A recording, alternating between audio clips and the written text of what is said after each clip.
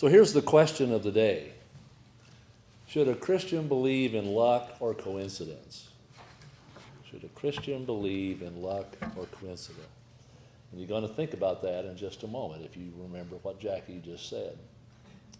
Because we use that word luck a lot, don't we? Boy, wasn't that lucky? Or good luck. And we say, and I think we know what we mean. Dictionary defines luck as success or failure apparently brought on by chance rather than through one's own actions. We also talk about coincidence in just a minute. We'll say, well, what a coincidence. Coincidence is defined as an occurrence of events that happen at the same time that seem to be total accident. Jackie and I did not talk about what I'm going to say today. So I guess before we answer the question, do life's events occur based on luck or coincidence, we need to ask this question. Do we see life as randomly happening, or do we see that there is purpose in all that happens? And so maybe if you looked at the bulletin, the title of this message is Godincidence. Godincidence. I'm sure many of you have heard that term before. And we define that as events that could only be brought about by God's actions.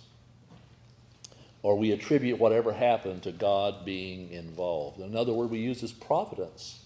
Providence is divine guidance or care. Okay, so here's the God incident number one. Guess what the sermon's about? Esther. Okay, so you got the gist of it. And so there's no scripture reading this morning because we're going to look at the whole book. Now, no, we're not going to be here for 2 hours, so don't worry about that. But we're going to do a survey of the life of Esther and all the events that took place in this book. A series of events that unfold, and I think will illustrate what Jackie was talking about and to more accurately define what Godincidence is. The book begins with King Ahasuerus. Also, he's known as Xerxes. He was the king of Persia, which is modern-day Iran. Now, Ahasuerus had this party, and he had this lovely wife, Queen Vashti, and he wanted to show her off for all of his guests. And she refused. She said no. Well, the king was mad. So he calls his officials in and says, what does the law say about this? And so they said to him, well, not only has she offended the king, done wrong to the king, but here's maybe the important part. The other wives in the kingdom will start seeing, well, maybe it's okay for us to disobey our husbands. Could be bad news, right, guys? So they came up with a plan to replace her immediately. And they developed this plan of bringing all the beautiful young women before the king and see which one he likes. Now, there were Jews living in Persia, and they were descendants of some of the Jews that many years ago had been brought captive to first Babylon, and then Persia took over, and so they were still living. And by now, they were kind of living in, they were able to move about and be okay. But there was a man named Mordecai, Jackie mentioned, and he had a cousin whom he adopted, and guess what her name was? Esther, name of the book. And as it turns out, Esther was chosen for this Old Testament version of the dating game. She was chosen to be one of those contestants, if you will. Now, Mordecai had told her to keep her heritage a secret. Don't tell anybody that you're a Jew. So no one knew that. And as it turns out, she was selected as the one who captured the king's heart. And she became the new queen. Now, in another event, Mordecai just happened to be sitting by the king's gate one day, and he overheard two people plotting to kill the king. So he tells Esther, who tells the king, and the conspirators are arrested and executed. Esther says, it was my adopted father, Mordecai, who brought this to our attention. So the king has it all written down in his big journal. Another event. The king promotes a rather ruthless man named Haman. And he promotes him above all the other officials. He's kind of like second in command. Now, people were supposed to bow down when these leaders came by. But Mordecai wouldn't do it. And so Haman goes by, Mordecai just stands there. Well, that infuriates Haman. And then he finds out that he's a Jew. So rather than dirty his hands by singling out Haman, he comes up with a plan, goes and tells King Ahasuerus, all the Jews are not obeying the king's laws. We need to execute them all. King goes, okay. So they set up this what might be called an Old Testament Holocaust. And on a certain day, all the Jews in the empire were going to be exterminated.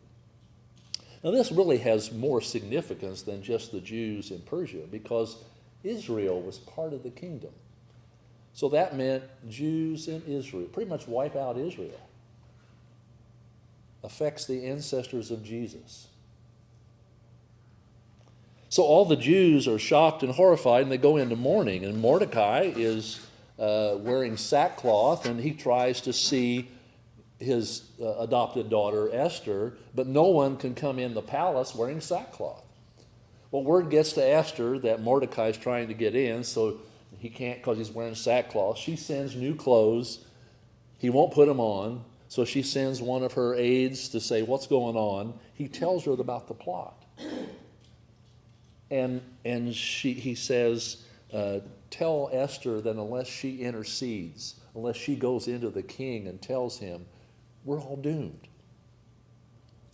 Well, she sends word back that only if the king invites you in can you enter the throne room. Otherwise, it's a death sentence.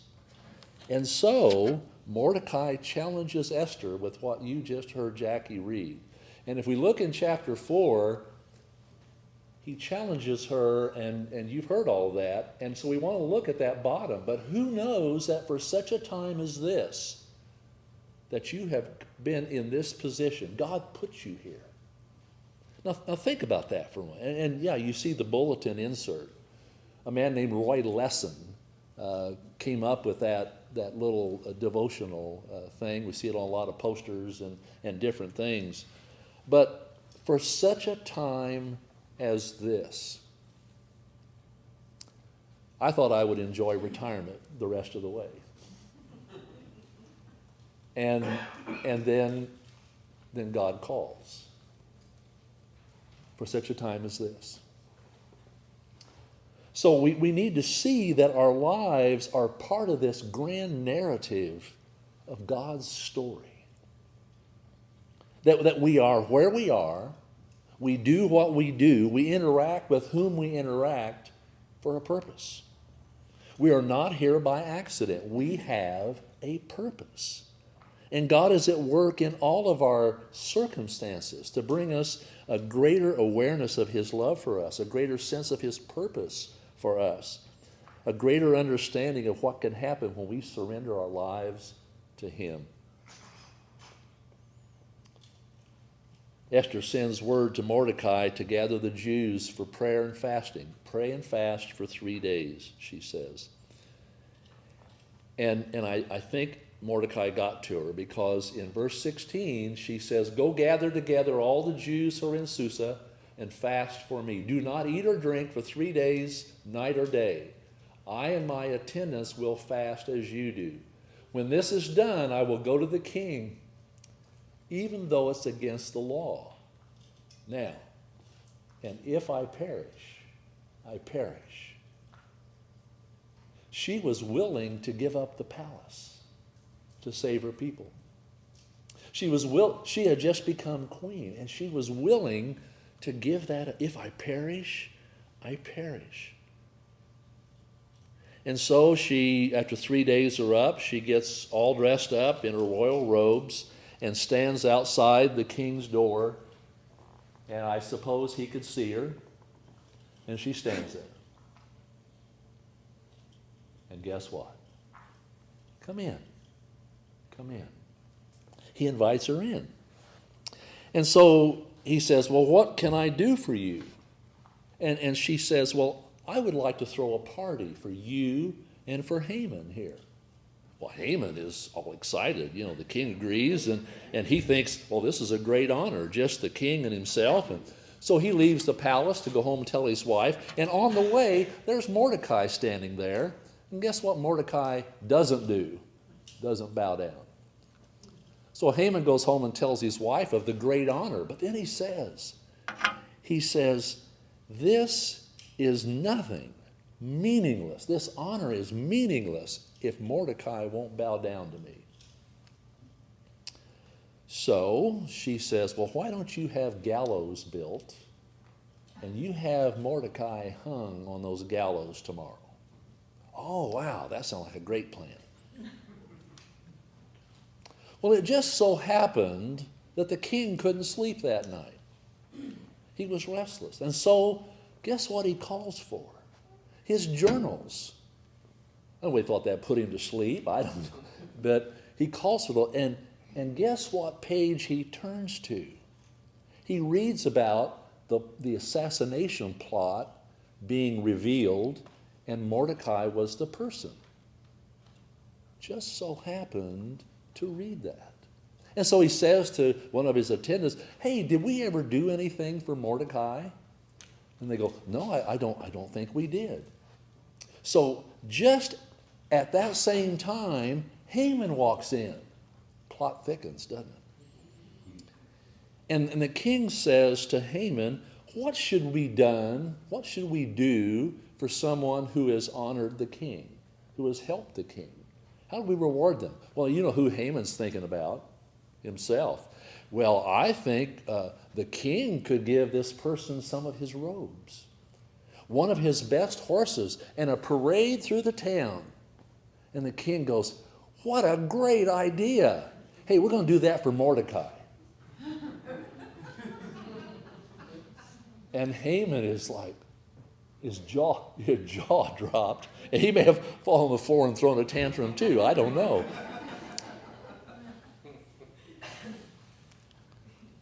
Well, they have this party. King, Haman, and Esther. So the king asks his wife, his queen, what can I do for you? And he said he was willing to give up to half of his kingdom for her. And so she tells him of the plot to kill the Jews. And she tells Ahasuerus that she too is a Jew. All of a sudden, he starts going, oh my goodness, who has done this? And she goes, Haman. I don't know what Haman did at that moment. And so the king has Haman hanged on the gallows he had built. And he gives Mordecai and his family Haman's house. Esther pleads for her people, and the king repeals the sentence, and the Jews are spared. Now, let's review these events. Wasn't it lucky that Esther was made queen?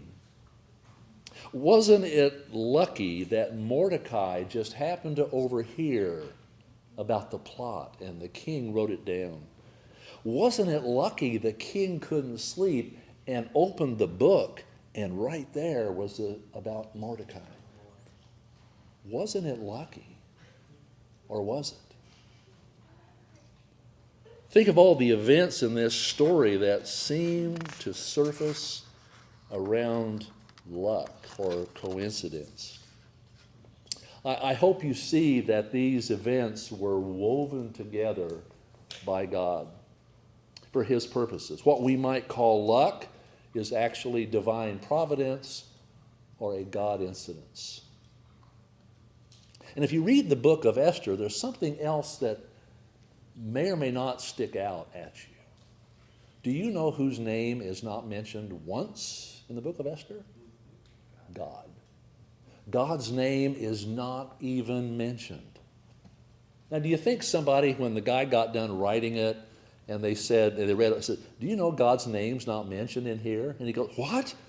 Oh, it's already gone to press, so I guess we'll let it go. And yet God is all over this. All over this. God is at work behind the scenes at every moment. What some would call coincidence, we will use the term a Godincidence. God used Esther and Mordecai right where they were to save God's people. You know, wherever we find ourselves, whatever part of our journey we find ourselves at the moment.